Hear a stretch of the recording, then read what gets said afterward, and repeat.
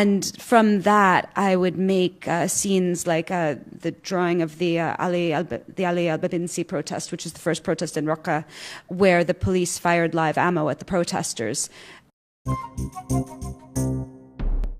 Hello, my name is Stanley Heller. Welcome to The Struggle. The Struggle is shown on over 30 cable stations from Maine to New York City, on the internet at thestruggle.org. The 4 boats of the Gaza Freedom Flotilla 2018 have reached Palermo, Italy.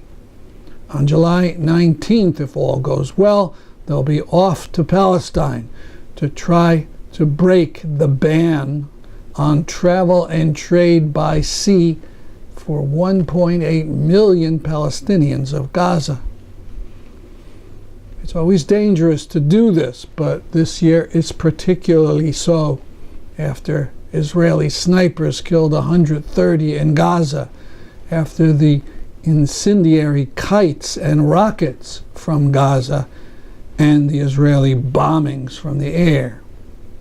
As the boats actually get near Gaza, expect hysterical stories about the terrorist danger these little boats present to every last Israeli. Can we ask that you contact the media and insist that they cover the brave story of the Gaza Freedom Flotilla 2018?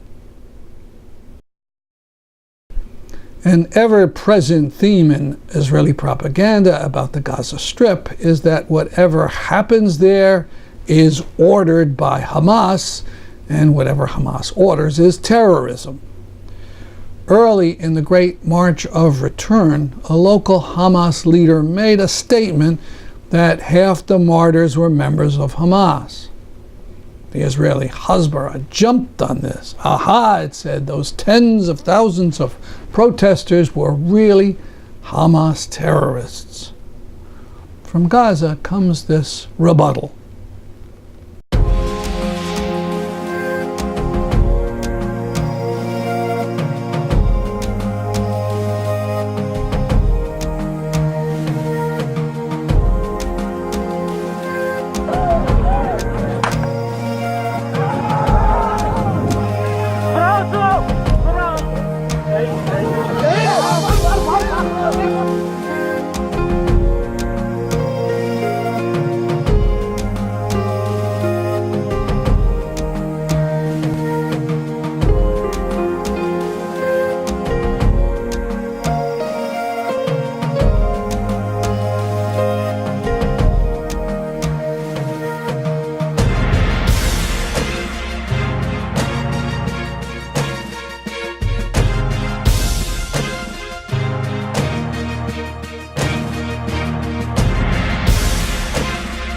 كان الجولة الأخيرة استشهد 62 شهيد، نعم، منهم 50 شهيد من حماس.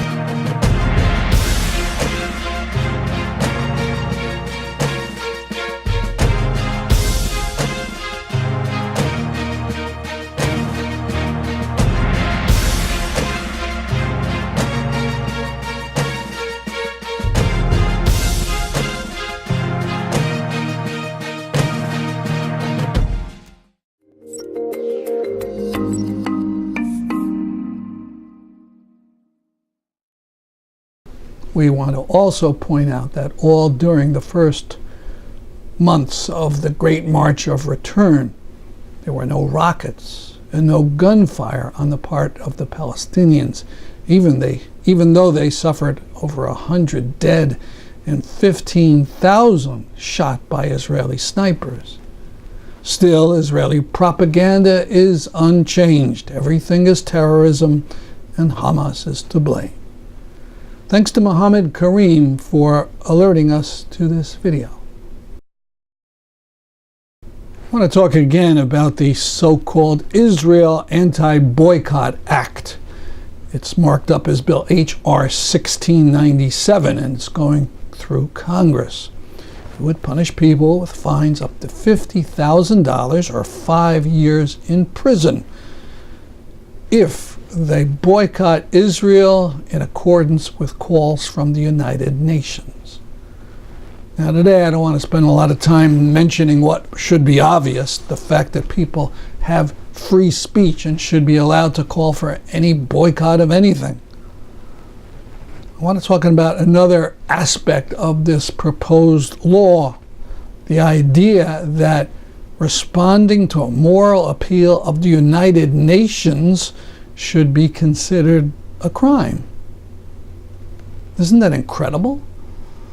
Back in the 1940s, after tens of millions had died in World War II, it was thought it would be a good idea to have an international organization, a United Nations, to encourage respect for international law and human rights. But the likes of Trump and Schumer and Israel hate the very idea of international law and rights, and so are treating the UN as if it was an enemy organization. Disgusting. Before we go on to Syria, an invitation. Promoting Enduring Peace has been giving out its Gandhi Peace Award ever since 1960.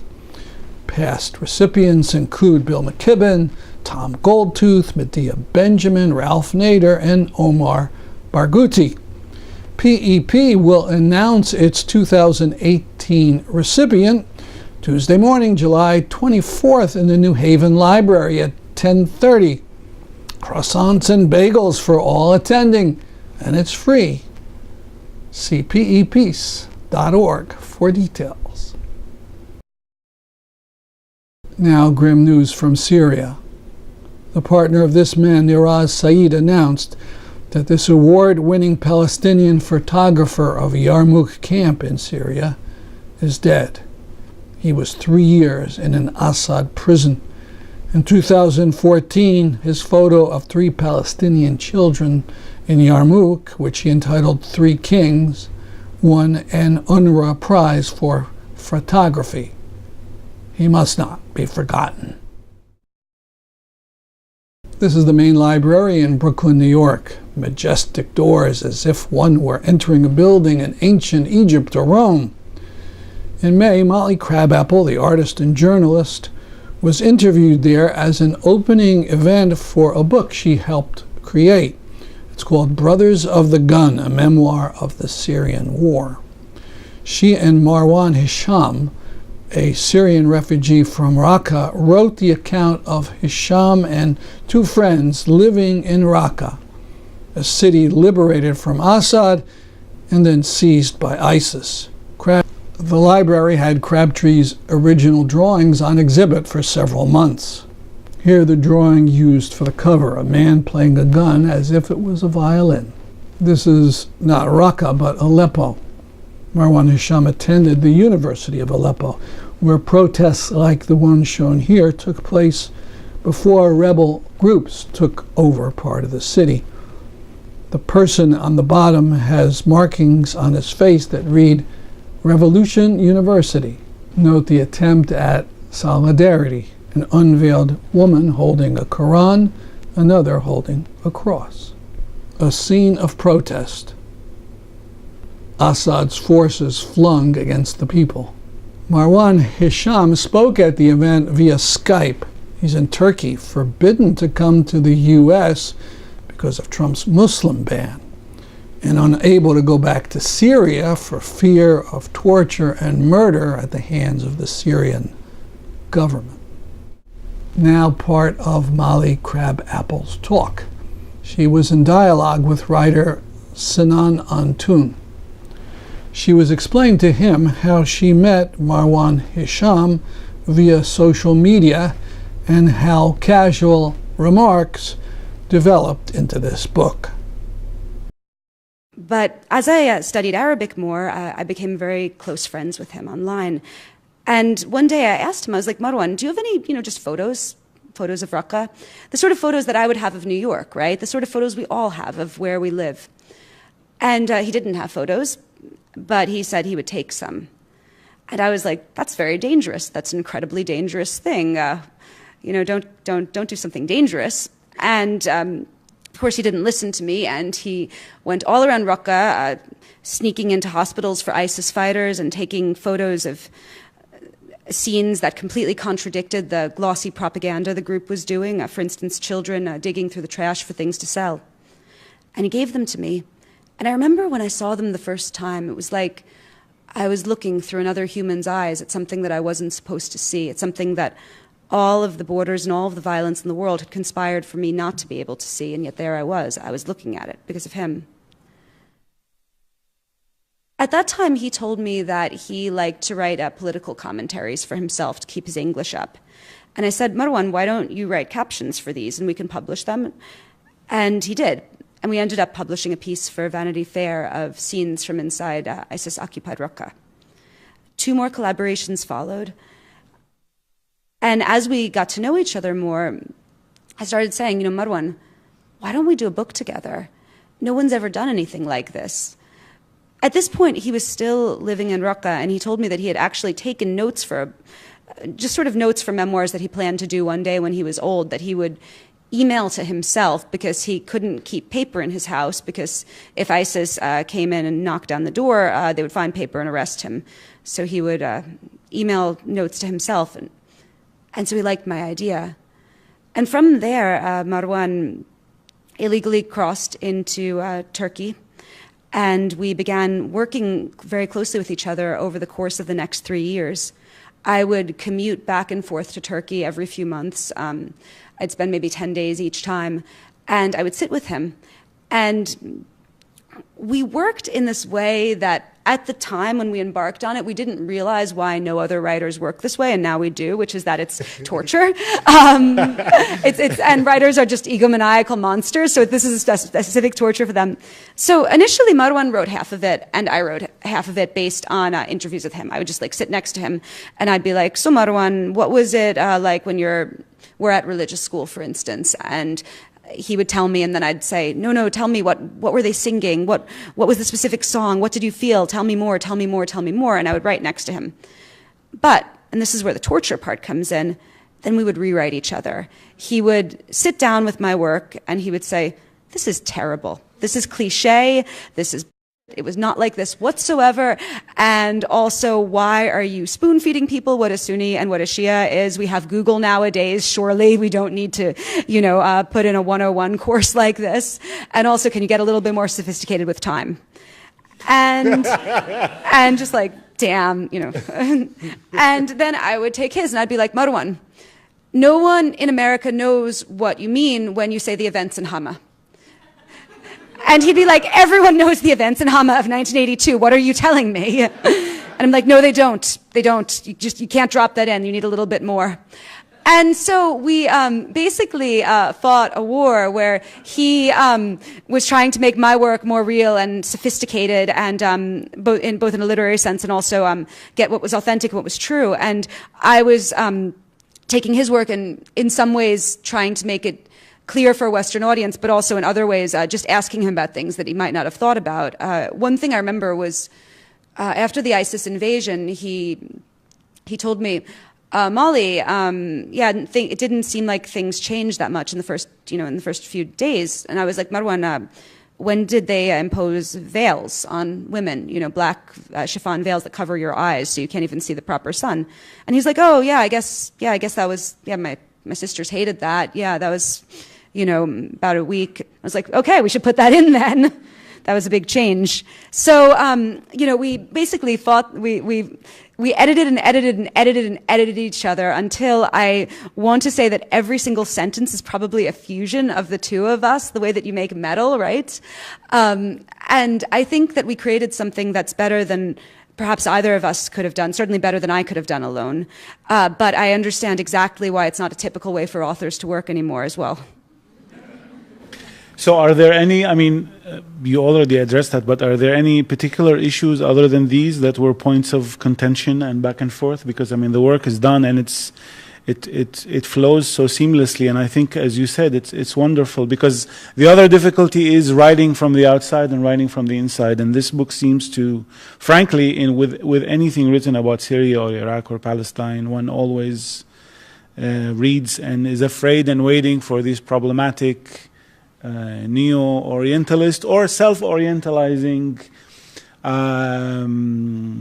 symptoms, but this seems to have, although there is sensitivity to the audience, but it seems to have been written to tell the story itself. But I guess, sorry, my question is long-winded, but what were some glitches that you fought really hard over? Any aspects or events other than these? Well, I think one of the big things was I really believed that we needed to spend a lot of time in the book before the war, because I think that Americans, they don't know what Syria or what anything in the Middle East is like, and they have, as you said, deeply embarrassing Orientalist beliefs about it, that I felt that if we didn't speak about life before the war in the book, that they would just have no point of reference, and that it wouldn't, they wouldn't feel what things meant when they went away. And so we did disagree about that, and ultimately we did write a lot about the world before the war, and that was something that I was very grateful that we got to do. Another thing was, basically, Marwan has complete contempt for books that spoon feed the audience, both that spoon feed the audience in the sense of taking things, like starting a memoir that starts with "I was born" and ends with, the present. And I think when I started this book, I was thinking in a more like simplistic and journalistic way, and I didn't have the confidence. He had to play with time.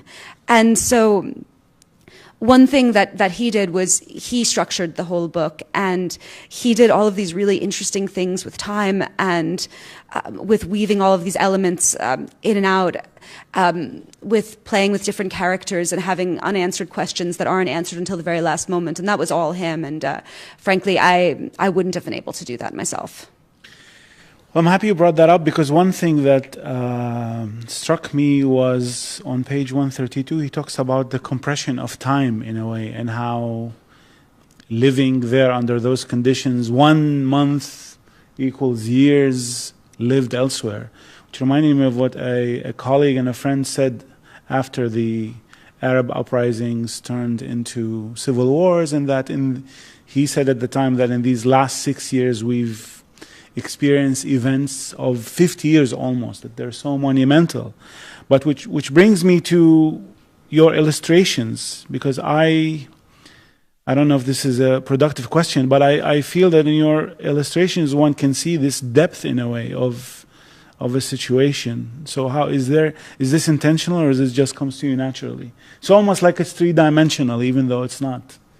Thank you. So a lot of these illustrations so my initial illustrations with Marwan were from photos that he took, but in a lot of this book, we were illustrating scenes that there were no photos of, right, that were just from his memory, which is something that I value particularly about art, that you can draw things that weren't captured with photos the first time.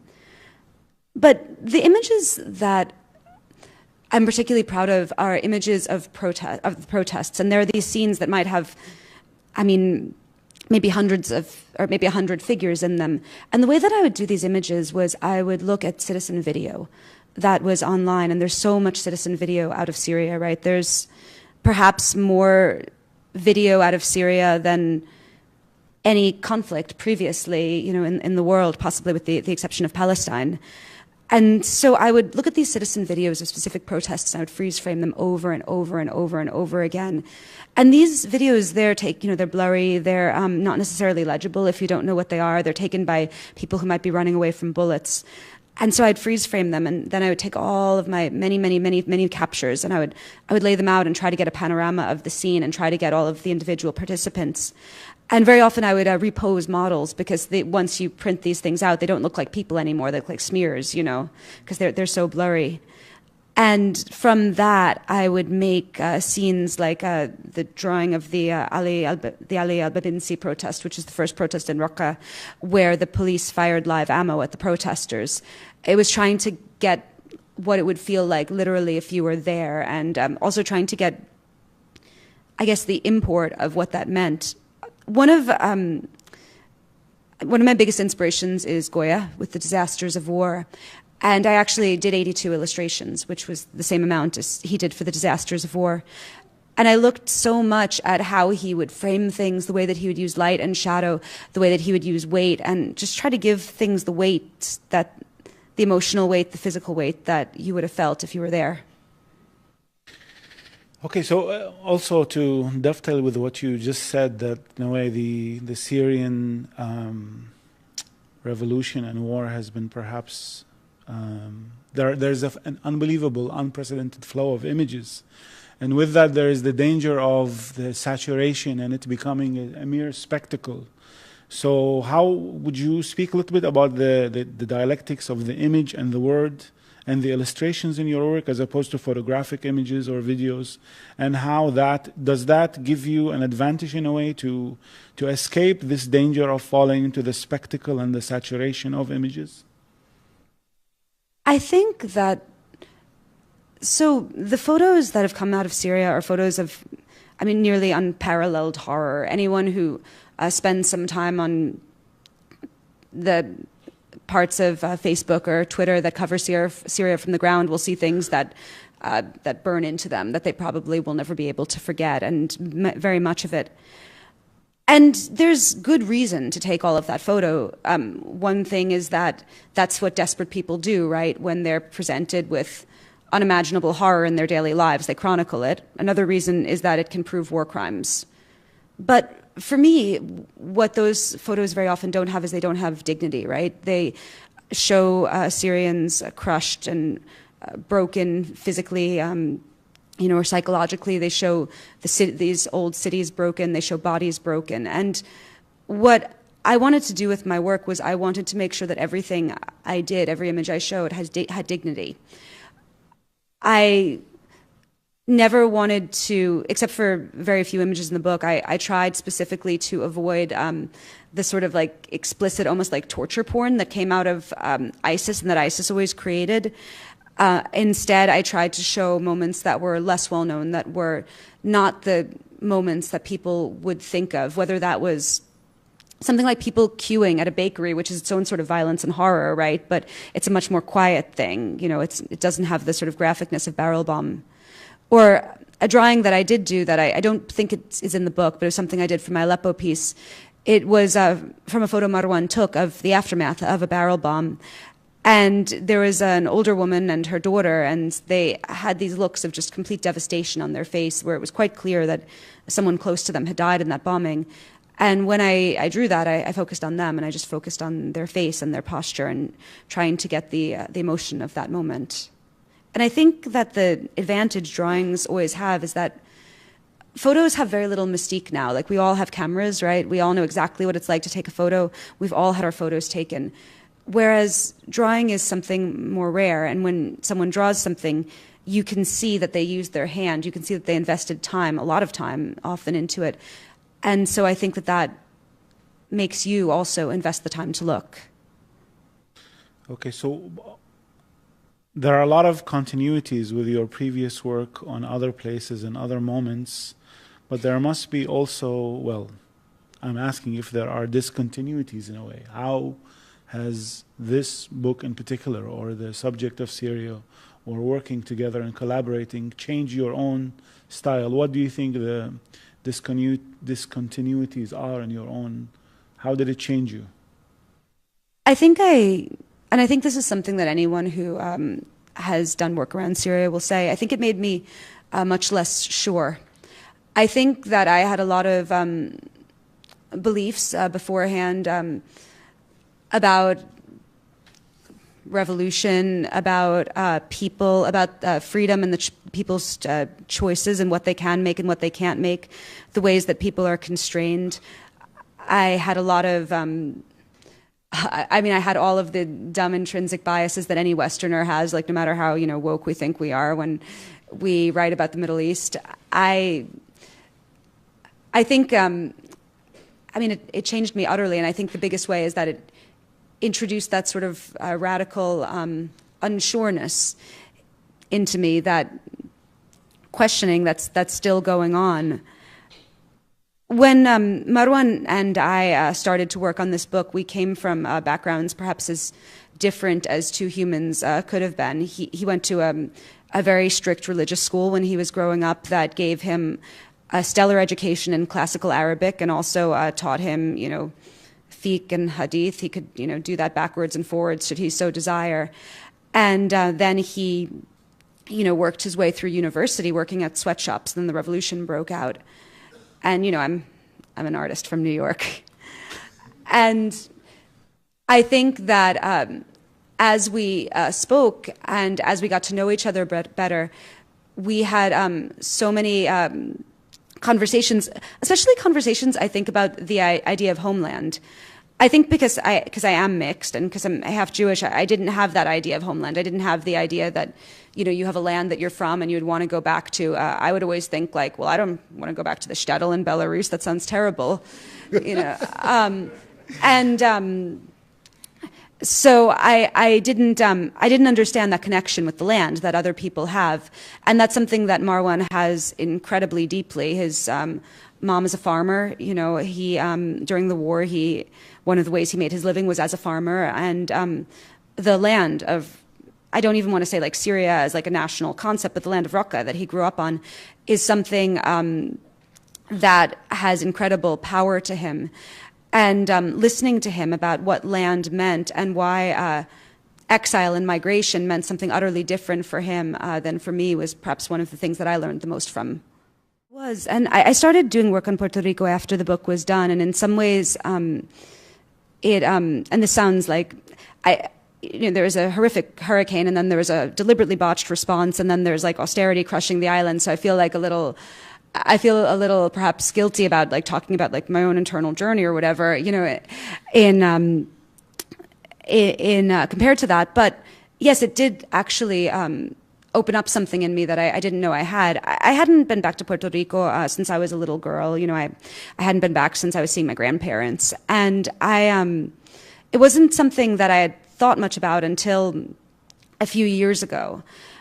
And then when I went back after Maria, and it was about 3 weeks after Maria when I went back, and it was both so devastated not just by the hurricane, but by the contempt. I mean, the colonial contempt, the just lack of desire. I mean, my friend's barrio, 10 days after the hurricane, the only help they got was Cheez-Its and Skittles, like a pack of Skittles this big, That's our program for today. I'll see you next week at this time. I'm Stanley Heller for The Struggle.